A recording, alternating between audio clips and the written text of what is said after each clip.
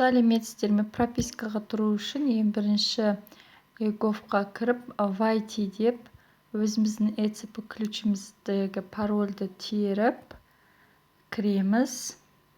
Содан кейін гражданство, миграция и иммиграция деген таңдаймыз. Кіргеннен кейін мінекей екінші тұрады регистрация населения и снятие с регистрационного учета деген соны басамыз. Осындай тізімдер шығады.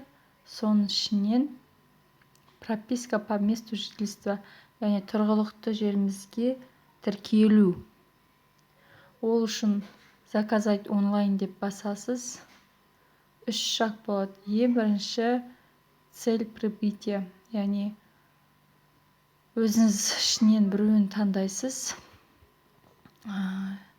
Другое деп, немесе жұмыс ауыстырғанға байланысты деп. Сосын безработныйсыз ба, студентсіз бе, әлде жұмыс істейсіз ба, соны таңдайсыз. Образование высшее, средний, немесе жоқ, соны таңдайсыз. Специальность, яғни медицинская, педагогическая, қай специальность бойынша жұмыс істейсіз, соны таңдайсыз. Состояние в браке, яғни үйленгенсіз бе, әлде тұрмысқа шыққансыз ба, соны таңдайсыз. Сосын не себепті регистрация жасаватсыз?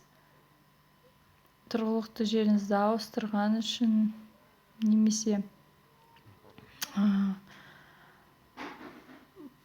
басында тұрмаған үшін ба? Соның собственник или не собственник?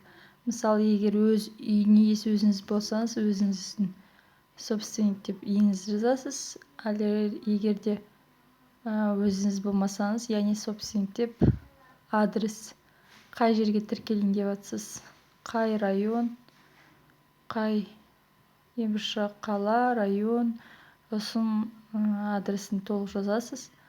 Носитель информации деп ЭЦП ключіңізді таңдап, пароліңізді енгізесіз. Енгізгеннен кейін үшінші шаг, яғни сізді растау керек. Сол мысалы өзіңіз собственник болмасаңыз, сол адамға сообщение ретінде келеді, личный кабинетінде. Ол растайды, содан кейін сіз тіркелесіз.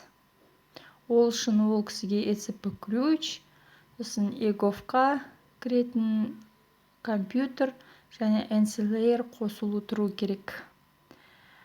Егер де өзіңіз собственник болсаңыз, сізге де сондай сообщение керек. Личный кабинеттен. Рахмет. Тіркеліп өтіңіздер.